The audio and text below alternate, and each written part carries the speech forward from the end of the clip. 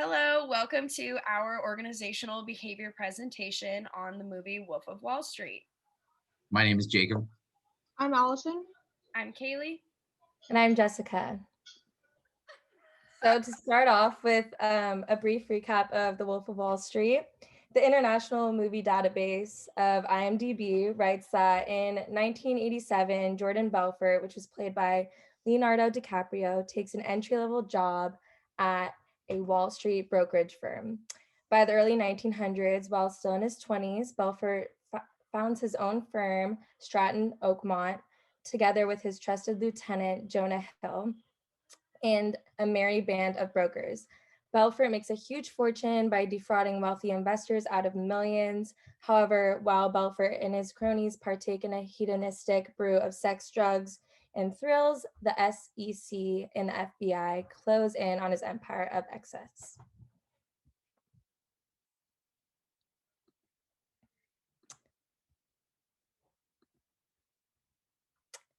So the first scene that we're going to be covering is when Donnie Azoff approaches Jordan Belfort at a diner.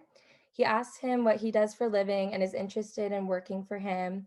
He decides to quit his job and work for Jordan, beginning to form their relationship. And I call this scene the I'll quit my job right now.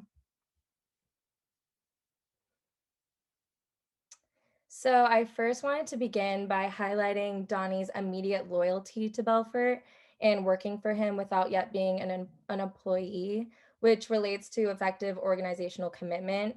In this scene, Donnie tells Belfort he will quit his job right then and there and work for him, which seems to attract Belfort.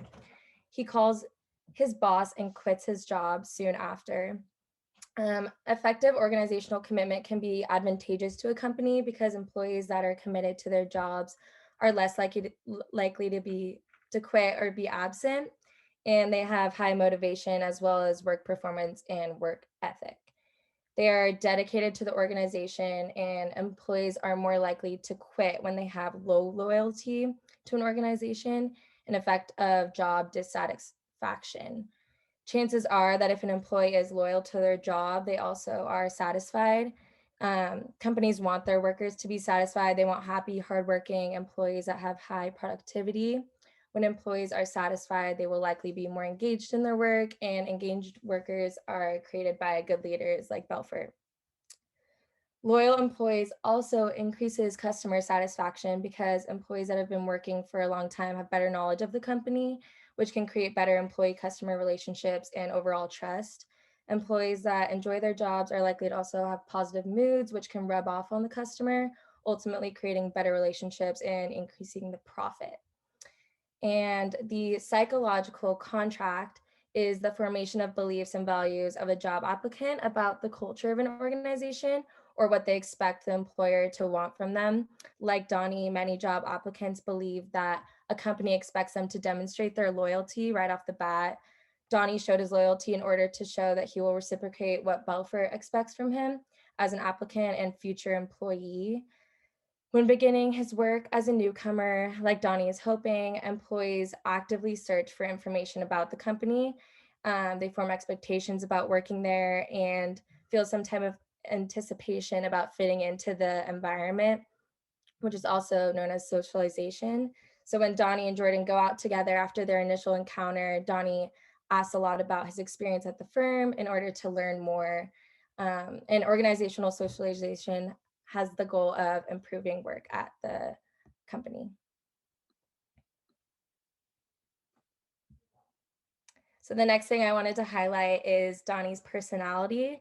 Personality is a really important aspect in organizational success because the personality of an employee is linked to their level of motivation and their intensity of effort. This scene displays Donnie's openness to experience, which is known as the best predictor of adaptive and proactive performance. Donnie also demonstrates his extroversion. He's outgoing, confident, funny, and this is also known as a good predictor of both job performance and adaptive and proactive performance. It wasn't an official job interview, but Donnie effectively presented himself confidently with good social skills in the role of a job applicant, which landed him a job. Although Jordan is more successful and has power in the company, as well as to allow Donnie to work for him, he treats Donnie as a friend and as an equal. In American society, there's typically a medium low power distance where power is relatively shared no matter the status of an employee. Interpersonal relations are also really important in organizational culture. It can be affected by different personalities of employees. Jordan and Donnie's personalities right off the bat seemed compatible and they both used nonverbal communication to show positive emotions towards one another. For example, Jordan sat back and smiled, a facial display, while watching Donnie quit his job for him. This action helped him make an important career decision. One aspect of interpersonal relations involves trust. And by accepting Donnie to work for him, Jordan Belfort showed that he has trust in him to perform well at the company. Employers and companies that put trust in their workers increase their level of loyalty. Another aspect of interpersonal relations among employees at a company is team building, where employees learn more about each other, build trust, and manage conflict. Donnie and Jordan, when they went out to the bar together, began to learn more about one another. They laughed and talked about their personal lives. They gossiped and began to form their relationship not only as colleagues, but as friends. And this overall helps create better relationships among the employees in a company and build success.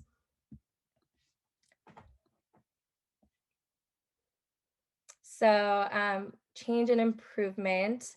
Employees with high effective commitment and loyalty may end up lacking creativity because they will try to match the behaviors and beliefs of the company or other employees.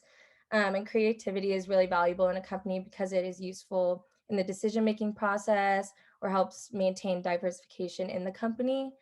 Loyal workers may often defend the company even if the company is performing illegal actions, which can end up really hurting the company. So Donnie and Jordan both let their success and wealth end up getting to them, even though they were strong businessmen. The wealthier they got, the riskier their behavior came, which led to the corruption of their firm and involvement of the FBI.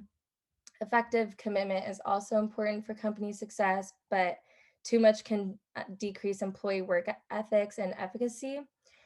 Another area for improvement would also be to increase the level of conscientiousness in Donnie and Jordan. Although Donnie is extroverted, which is a good predictor of task performance, he lacks this skill. This personality trait is also known as the best predictor of job performance because it involves self-discipline, which both Donnie and Jordan lack when they start to become risky, self-absorbed, and greedy with their wealth. If they had more conscientiousness, they would continue to set goals for themselves and wouldn't engage in as much counterproductive work behaviors, which could harm the organization. An example of this behavior is when Belfort illegally earns millions of dollars, which is untruthful and illegal.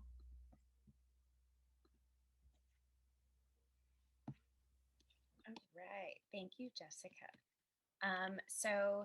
A scene that comes after that is when Jordan starts building his company. So after Donnie started working for him, they were just at some random little business, but Jordan decides to quit and start out with himself and Donnie. And after he gets a group of friends, he builds his own company. Jordan Belfort teamed with his partner and started Stratton Oakmont. Their company quickly grew from a staff of 20 to a staff of more than 250, and their status in the trading community in Wall Street grows really quickly. Those who stayed are loyal and dedicated. As you can see in this picture on the top, they started out in a little warehouse garage, and by the end of the movie, it was a huge office with a bunch of people in it. So, some of the characteristics that really define the success of Stratton Oakmont is Jordan's leadership. He said in the scene, "What if I could teach them how to sell to people?" And he recognized that there was something missing, and he was wondering why they weren't as successful as they could have been. So, leadership is defined as influencing, motivating, and enabling others to contribute towards the effectiveness and success of the organization of which they are members. Jordan saw a lack of the organization in his growing business, so he took charge of shaping it up. He created a script and trained his employees to make them more effective employees. He says that he decided to reinvent the company, giving his employees something to believe in and to feel a part of. This is an effective example of transitional leadership, which is a perspective that explains how leaders change teams or organizations by creating, communicating, and modeling a vision for the organization or work unit and inspire their employees to strive for that vision. He modeled what he expected from the employees and therefore built commitment and workplace norms. A Forbes author recently defined the difference between good leaders and great leaders. Good leaders set lofty goals for their teams and drive them towards the fulfillment of their vision, whereas great leaders include the team in the mission planning process and inspire them to collectively find the path to achieve the team's vision.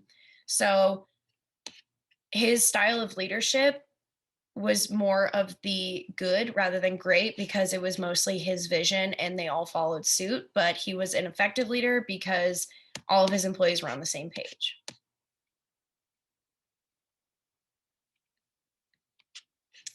Next is organizational culture.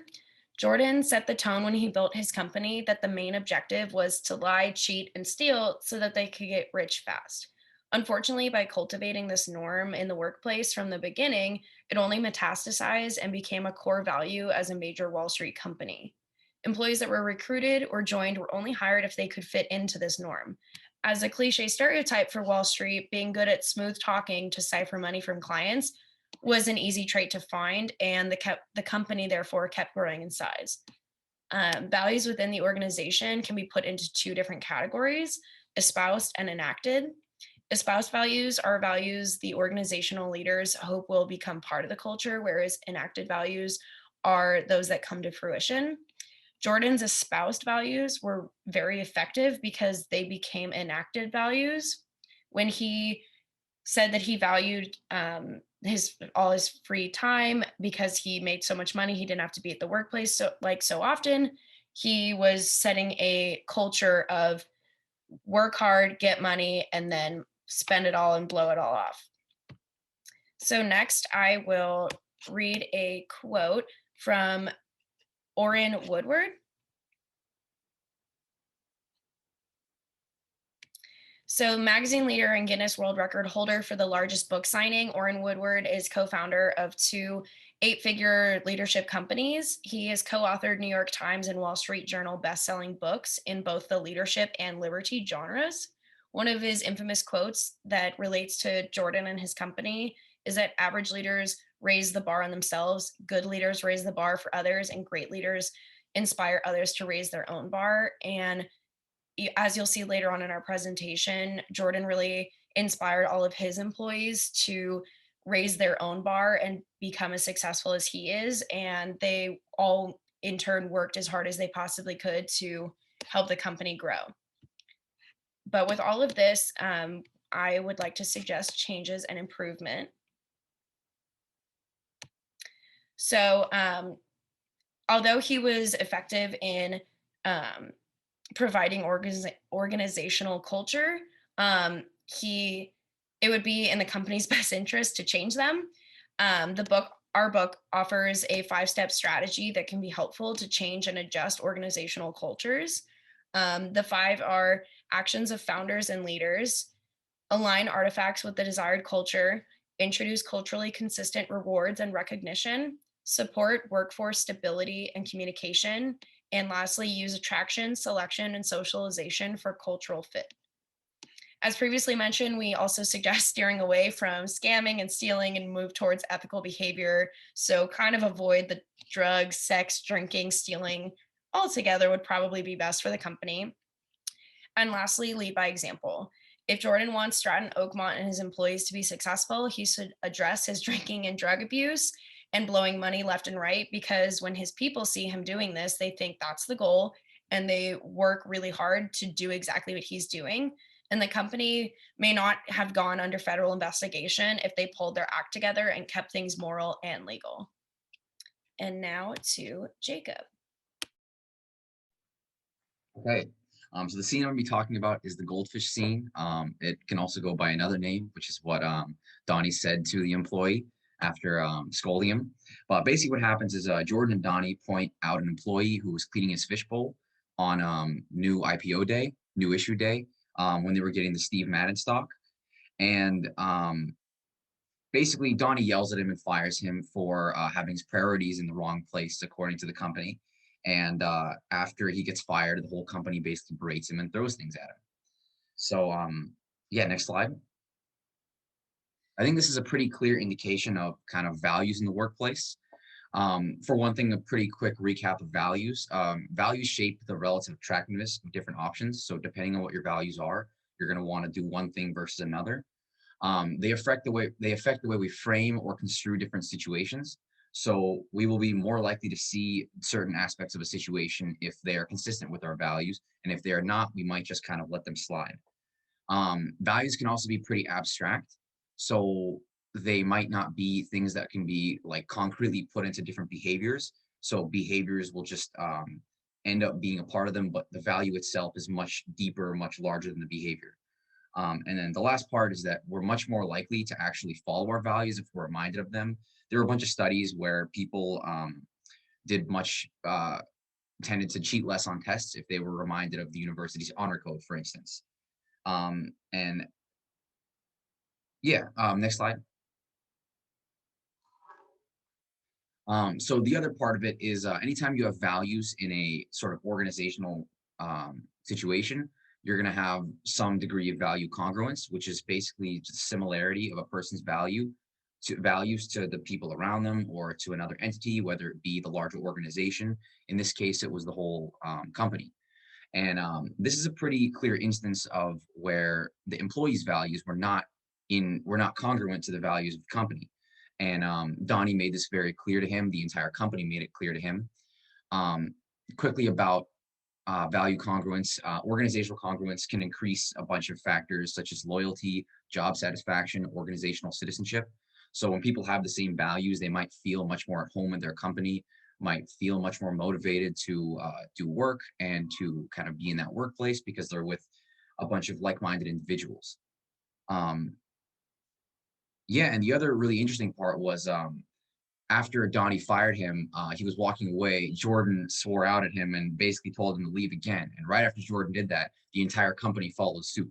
So it was almost like once the two leaders showed that, condemned this behavior of whether it be individuality or kind of just going against the grain, the entire company followed suit. So that's a really clear indication that value congruence was something that Stratton Oakmont valued really highly. And the last piece that I think is really important is I think a higher value congruence leads to a much greater momentum of growth, because if you think about it, you have much less friction as far as values and opinions go. Everyone's kind of on the same page, so there's a lot less holding people back, so the company can move forward very quickly. That being said, next slide. What I think one of the big solutions that could happen. First of all, ultimately, the fast rate of growth, I think, is a big part of what caused a lot of their problems.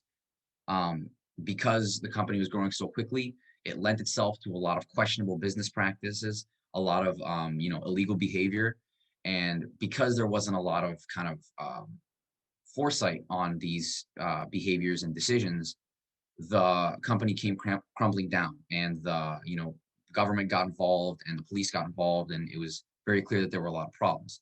So I think one of the biggest things this company could have changed is sort of to increase the diversity of values and opinions, which also means decreasing the value congruence and allowing some more individuality, some more different opinions to go in there, so that they could cover a much larger variety of the different problems that could arise.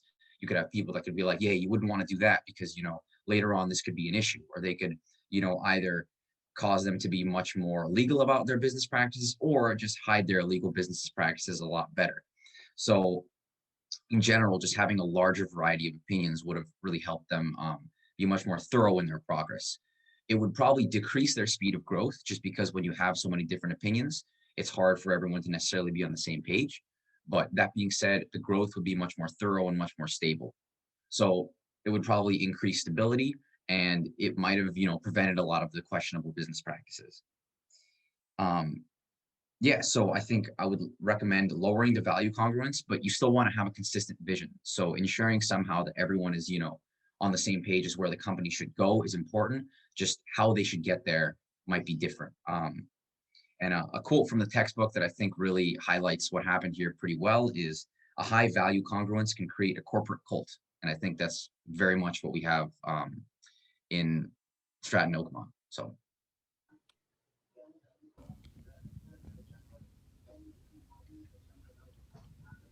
I'm not leaving. I'm not leaving. I'm not fucking leaving!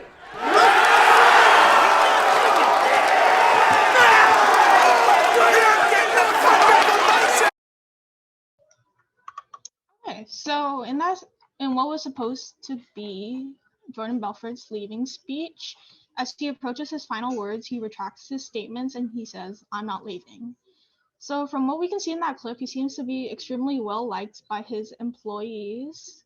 Despite some like unethical or illegal decisions, he has their full support since they all cheer for him and celebrate since he doesn't leave the company. But why? So you could say that Jordan Belfort is the epitome of power within Stratton Oaks. This comes partially from his position as the founder and CEO, which gives him legitimate power, coercive power, and reward power. But what truly makes him so likable among his employees is that he holds expert power through his knowledge and experience of the stock market, and referent power because he knows what it's like to be rich and poor and always chooses to be rich every time. So in his "I'm Not Leaving" speech, Belfort tells the anecdote of how he helped his employee Kimmy Belzer, who was a single mother at the time struggling to pay bills, by giving her a $25,000 check.